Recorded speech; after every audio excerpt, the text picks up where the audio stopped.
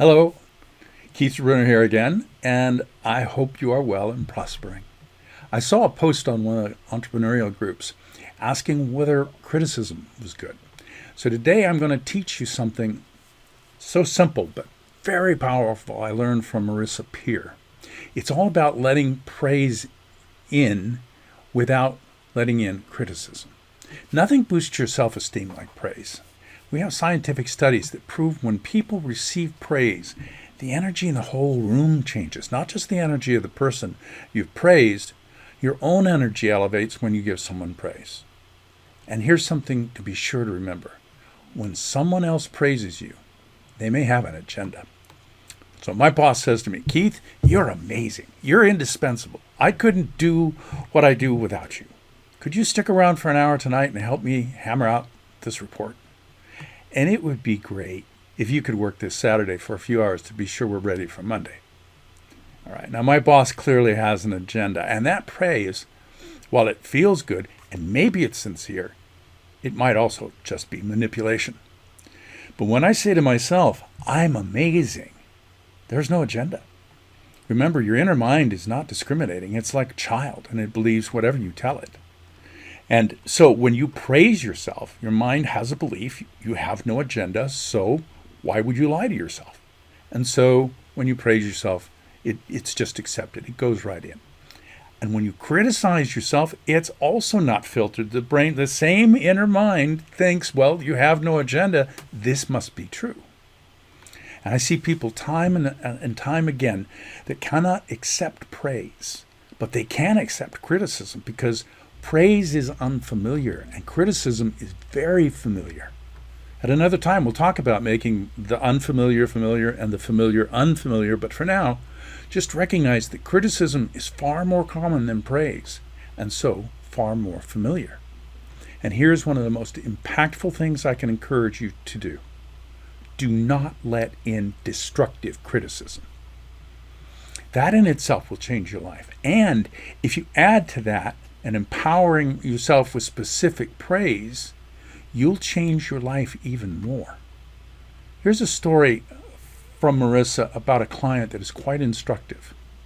I told you about my client who's a film writer, a script writer who couldn't let in praise because his father never praised him, who was very, very depressed because all he wanted to hear were the words, "You're a good son. You're a good son." His father died. He wouldn't have said it to him had he still been alive.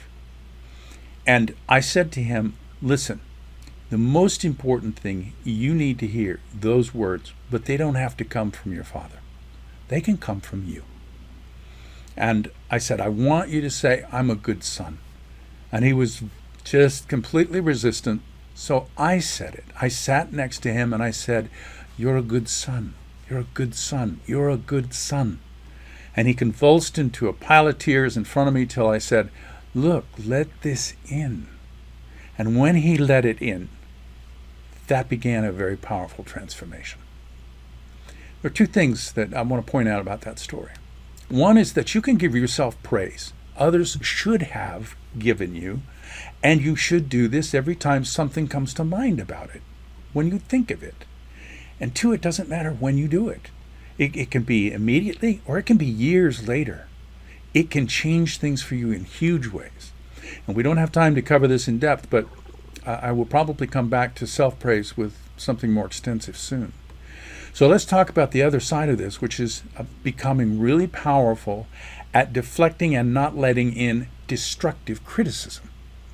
Now, of course, constructive criticism is not the same as destructive criticism. A better word, I think, for constructive criticism is feedback. Feedback can also include praise. And feedback is a precious gift, and it always comes from a place of helping you, not tearing you down.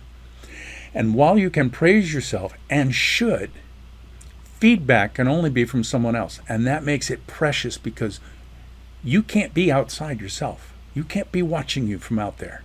But the person giving you feedback is, and that's a very valuable, precious perspective. Good feedback will always seek to elevate you, even if it is by showing you ways in which you're showing up that are not serving you or others well. And praise boosts your self-esteem, But if the person is seeking to hurt you, they will use destructive criticism. Happy people, actualized people, people with a full life of service to others, praise. They know how that can change another's whole outlook on something, usually themselves. If they see something they think is holding you back, they'll give you feedback on that in a context of your growth. But they will be sure to praise what is working. On the other hand, unhappy people, inadequate people, people who feel inferior, criticize destructively. Why do they do this? Well, when someone feels inadequate or inferior, there are only two things they can do: to elevate themselves or diminish you. But elevating themselves is a problem because they already feel inferior to start with, and they actually want you to feel inferior as well. They want you to join them in their misery.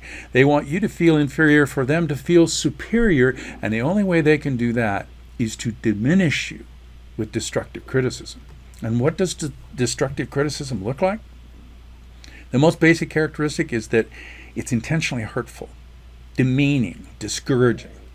And the examples I'll use will make this clear without much more description. I'm going to take you through 5 levels of dealing with destructive criticism. And first, it's important to remember the core truth that you choose what things mean. No matter what someone says, you can choose what it means, and you can choose to not let it in. For example, when you go to work, someone says to you, "Oh, you look terrible," or "Gosh, I watched that video you made, and honestly, it was so embarrassing. I just died for you. You were really dreadful." I invite you to recognize these key things. First, the most important thing to realize about feedback, even good feedback, is it's not truth. It's just a perspective. Now, even more so with destructive criticism, you can deflect it immediately as untrue. Second, persons that criticize destructively like that are not only insecure, they're bullies. And bullies are always insecure and acting that out. They are seeking to do some of the worst harm they can, and that is with words that, if you accept them, will harm you deep down at the source of your identity. And third, all of this means just this: their criticism is not about you, it's about them. They're bullies, acting like bullies, and you just happen to be a convenient target. And it's important, when you recognize this, not to escalate with them, not at first, but just deflect with this: "Thank you for sharing that." This is the first level of response. Now, I know that sounds insincere, but you can be honest that they have shared something with you. And when you say to someone, "Thank you for sharing that," what you're saying is, "That's your opinion, I get that, but I don't have to accept it. It's okay for you to have an opinion, and it's okay for me to choose not to let it in or care about your opinion." The second level of response is needed when the criticism is very harsh or repeated or coming from someone with whom you've graciously used level 1 and they don't stop their toxicity toward you. When someone comes up and says something really nasty or mean or hurtful, respond with, "I didn't catch that. Would you mind repeating that?" So let's imagine someone says, you're at work, and they say, "Oh yeah, I looked at your proposal. It was terrible." Or, "I looked at that piece of work you did. It was awful." And you will say, "Sorry, I missed that. Could you say that again?" Now, usually they won't, because they know you're calling them on their bullying. They'll usually say something like, "Oh, me and my big mouth, just ignore me," or "I'm having a bad day. I don't even know why I said that." This is them taking it back, even though they may not say that, and they may not actually apologize. And when they do, don't insist that they say it again. Say, "Well, no, what did you say? I want to know what you said. Tell me what you said." Don't do that. You've already stopped the bullying and put them on the spot. So be very gracious about it and let it go. And if they do repeat what they said, like, "Yeah, I just said that when you gave that talk, you were so stiff I thought you'd been embalmed," then it's time for level 3, which is, "Oh, are you trying to hurt my feelings?" Cowardly bully will feel even more on the spot and probably say, no, of course not. I'm not trying to hurt your feelings.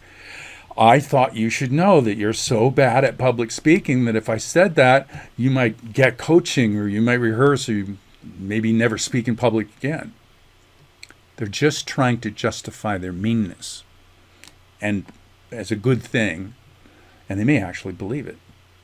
On the other hand, when you say, are you trying to hurt my feelings, some people will admit it, but they will almost never say it outright as, yeah, I want to hurt your feelings. They'll say things like, yeah, somebody should tell you that you're terrible and you're really not good at that. Or I think you should know you look horrible in that. Or, well, I'm just letting you know it's obvious you've gained weight. And when they do that, you're at level 4 and your response is, well, that's not going to work because I'm not going to let that in. You can't stop people being bullies, hurtful and mean. You can't stop someone having a bad day and coming right at you with harsh, hurtful, critical words, but you can choose to not let it in. And it's very, very important to not let it in. It's critical that you shield yourself from this kind of criticism. You not accept it. And level 5 is for the bullies in your life that you can't avoid. You have to work with them or live with them like a mother-in-law that you can't get away from. And their criticisms just keep coming, time after time. And when you've gone through to level 4 and told them it isn't going to work because you'll not accept their bullying, then you just add this. And since we're sharing, did you know that critical people have the most criticism reserved for themselves? They express outwardly their dissatisfaction and project onto others what eats at them. When you criticize me and belittle me and put me down, you're just showing me and everyone else in this family that you don't like yourself. And you must be having a really bad day. They won't like that. But you know what else? They will leave you alone because they completely get that you understand them. So here are those levels of response again. Number 1, thank you for sharing that. Number 2, I didn't hear that quite right. Sorry, I missed that. Please repeat it for me. Number 3, oh, are you trying to make me feel really bad about myself? And number 4, if they happen to say yes in one way or another, well, that's not going to work because I'm not going to let that in. And when you need to shut down repeated bullying, but since we're sharing, did you know that critical people have the most criticism reserved for themselves? They express outwardly their own dissatisfaction. You must be having a bad day. We all know this kind of person. They'll sit at airports going, oh, look at that fat person. Oh, how could they possibly go out wearing that? Oh, look at that. Look at what they're doing. Look at what they're eating. They're very critical of other people, but the reality is they don't like themselves.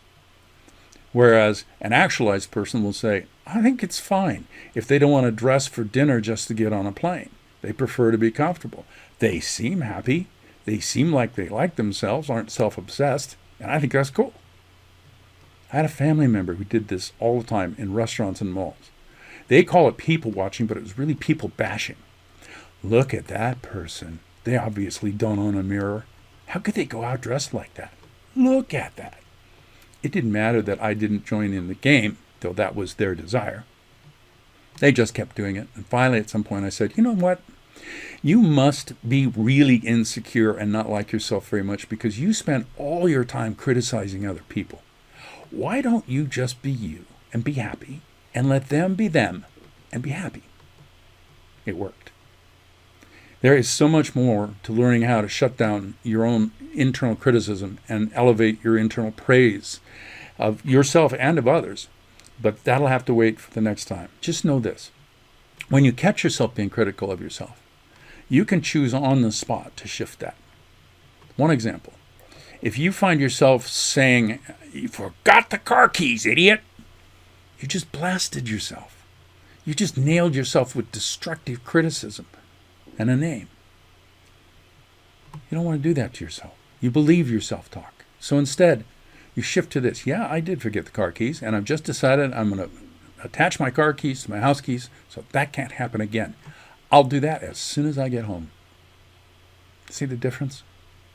Start observing your own self-talk and note how much criticism you lay on yourself, and then start to shift that, to look at yourself with kind eyes and to praise yourself for the things you know you have done well. And if somebody tries to give you a present and you don't take it, you've left it with them. Same thing for criticism. If someone tries to criticize you and hurt you, you just leave it with them. Go through the 5 levels as needed. Sometimes level 1 is just fine, but with others you'll have to deal with them further. And I want you to remember this is very important.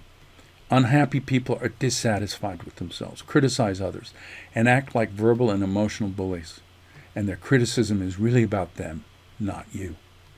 And happy, actualized people praise others. And most importantly, they cease their inner criticism and replace it with praise. And in all things, as always, you get to choose which one you're going to be. Choose well. Make it a day of excellence. Until next time.